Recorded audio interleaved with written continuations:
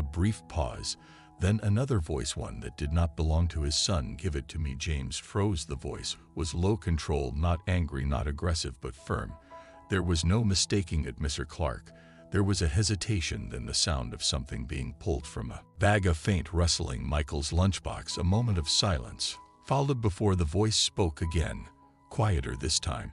"You know the rules." James clenched his fists, his pulse hammering in his ears.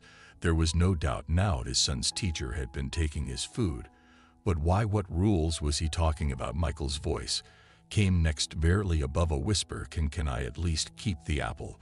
There was another pause, then the sound of something being placed back into the bag. "Eat it quickly, and don't tell anyone." The recording continued, but James barely heard the rest. His mind was spinning, his body tense with anger. Mr. Clark had been stealing his son's food, not another student, not some misunderstanding, his teacher.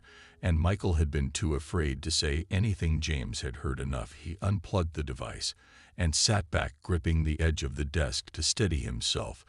This wasn't just about missing lunches anymore. This was manipulation, this was control. And now James had the proof he needed. He wasn't going to wait for the school to take action. He was going to put an end to this himself. James sat in silence, the audio recording still echoing in his mind. The steady, measured voice of Mr. Clark. The way he spoke with complete authority, the way Michael hesitated before handing over his lunch. It was all too much. His